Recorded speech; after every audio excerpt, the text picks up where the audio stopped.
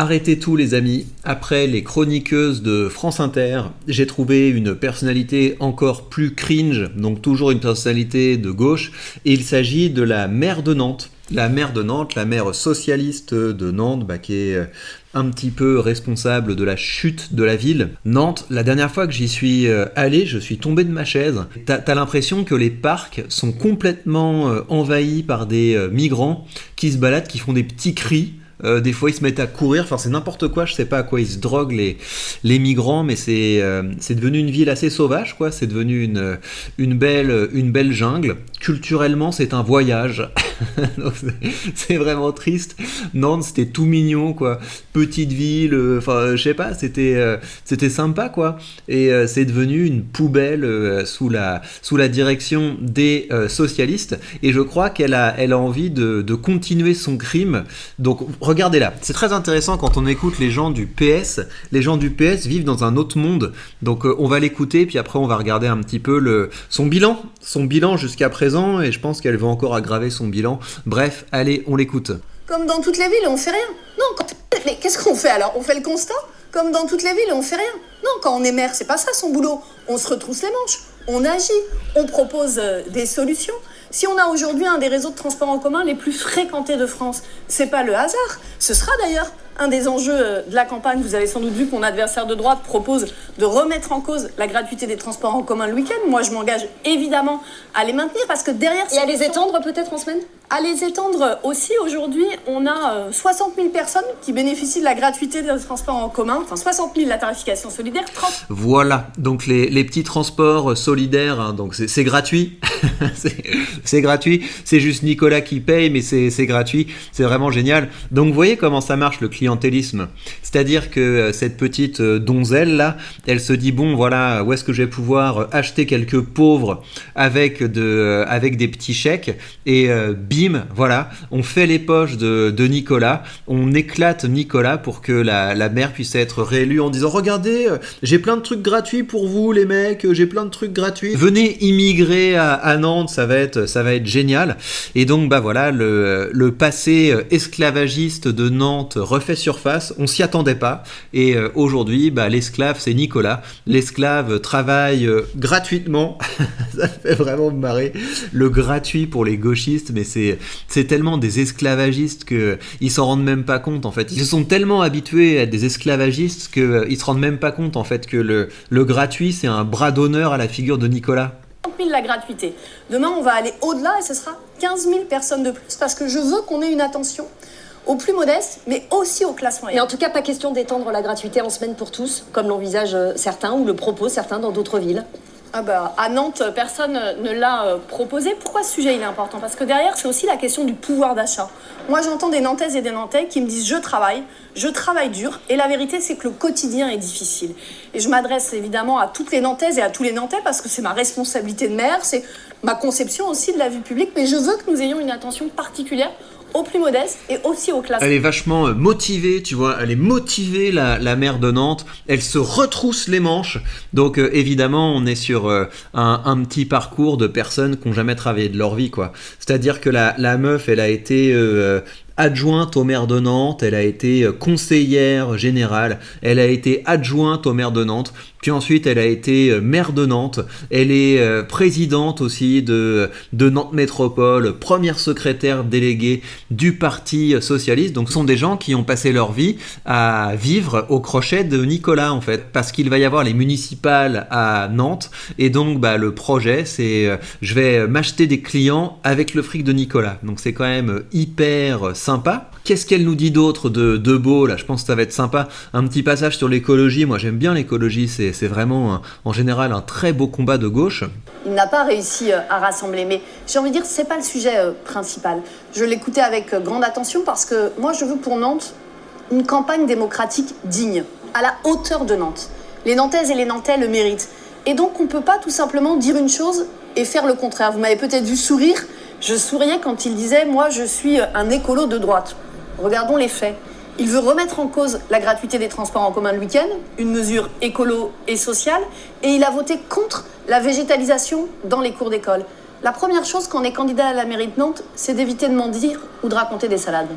il n'a pas réussi. D'accord. Donc en fait l'écologie c'est végétaliser les cours d'école. Bah écoute, pourquoi pas, et puis faire payer à Nicolas le transport gratuit des gens qui en foutent pas une, donc c'est quand même pas mal du tout. Quoi d'autre, Johanna ? La question du logement est une priorité des Nantaises et des Nantais. C'est la raison pour laquelle, dans les premières annonces concrètes que nous avons faites, nous avons en effet parlé logement.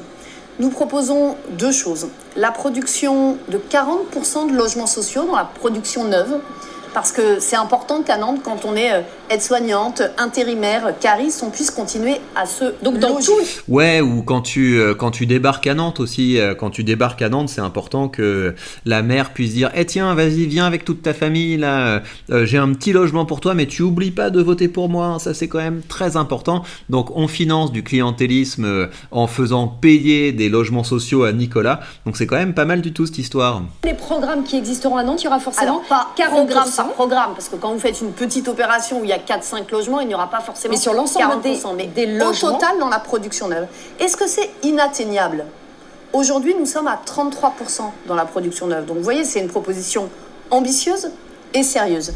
La deuxième, et j'y tiens beaucoup, c'est 20% de logements abordables. Pourquoi ? Pour les classes moyennes. Aujourd'hui, vous avez des Nantaises et des Nantais qui ne sont pas forcément éligibles au logement social, mais qui ne peuvent pas accéder au logement libre. Moi, je veux tout simplement que celles et ceux qui font fonctionner la ville, qui contribuent à son économie, qui contribuent à sa dynamique, parce que oui, Nantes est dynamique, puissent se loger dans notre ville. Donc oui, nous ferons du logement une priorité. D'accord. Donc ça veut dire en fait que pour redonner du pouvoir d'achat, on augmente les taxes et les impôts pour pouvoir financer des logements à des gens qui sont pas foutus de se sortir les doigts. Donc logement gratuit, transport gratuit, on est pas mal. Alors on va regarder un petit peu le bilan de cette politique clientéliste. C'est là que vous voyez comment ça marche le socialisme. C'est quelque chose qu'on voit aussi à l'échelle de la France. C'est que en fait la mentalité socialiste, c'est de regarder l'élection d'après. Ils n'ont jamais en fait une réflexion de long terme. C'est à court terme, je vais pouvoir m'acheter des électeurs et ça va me permettre de continuer d'encaisser un petit peu d'argent public. Et donc le petit mandat là, de cette donzelle Johanna Roland, une augmentation d'à peu près 80% de l'encours de la dette et une dette par habitant qui a augmenté de 68% sous son mandat. Donc on est quand même pas mal, hein. C'est quand même assez intéressant. Et puis après, il y a évidemment le côté insécurité, criminalité, insalubrité, mais ça, ce ne sont évidemment que des sentiments. Alors, on se regarde un petit reportage de Vincent Lapierre, là, qui est allé au contact des Nantais, c'est quand même toujours intéressant. On embrasse Vincent Lapierre, évidemment.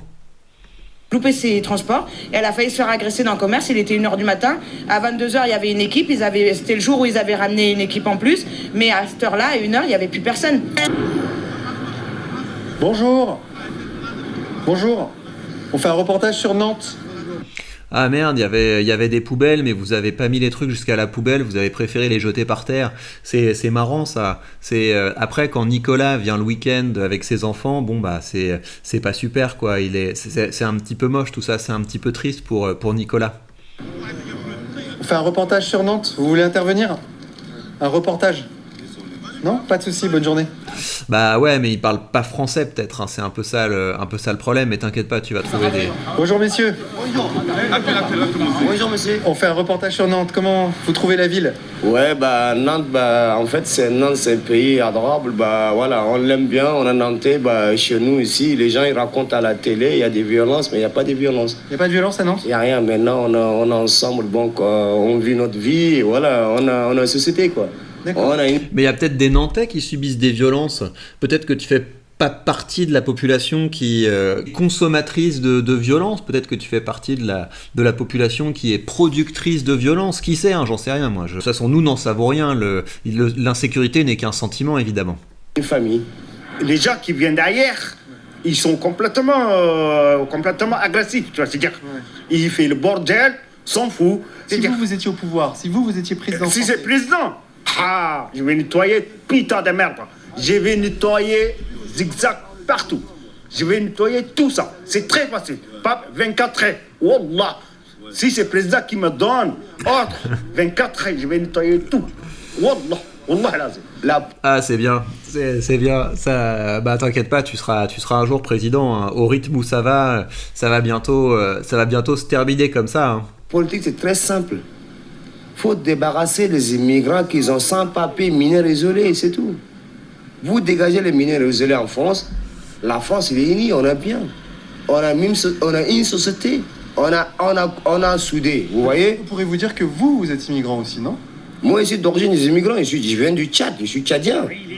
Je suis tchadien, mais je suis 14 ans à Nantes, vous voyez. Je suis nantais, vous voyez. La crise, la pauvreté, la bagarre, la vol, tout ça à cause de la politique de Emmanuel Macron, là. Vous voyez Emmanuel Macron de merde, là.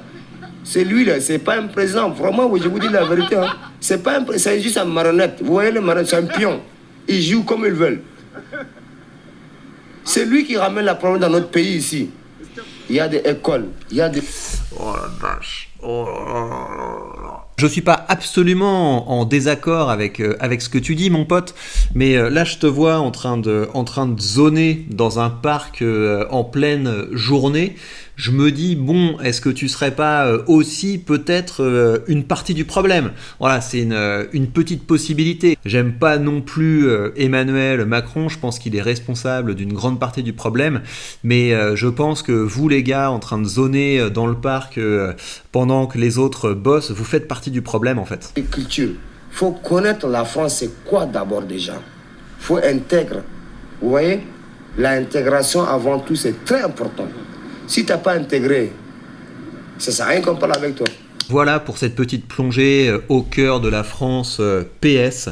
Donc d'un côté des politocards qui vont augmenter la charge fiscale sur Nicolas pour financer leur clientélisme. D'un autre côté, bah voilà, des étrangers qui sont là, on ne sait pas trop ce qu'ils font là. On imagine qu'ils n'ont pas une contribution absolument exceptionnelle au pays. Et puis à côté de ça, il y a en plus des étrangers qui sont improductifs, mais en plus violents et agressifs.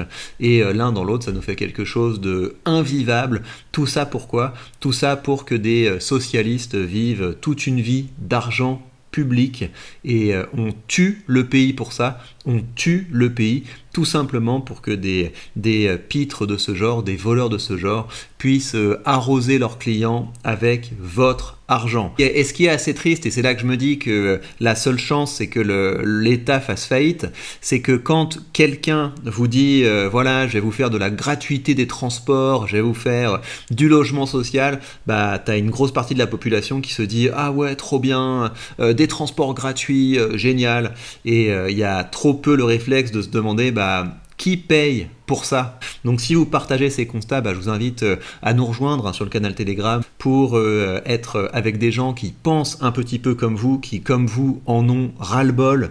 Et par ailleurs, vous avez plein de ressources sous cette vidéo pour commencer à construire quelque chose, que ce soit un business en ligne qui vous permettra de vous enfuir du socialistan, et également des ressources sur la page Patreon pour protéger un petit peu de votre patrimoine de tous ces voleurs. Et je vous dis à très bientôt pour de prochaines news.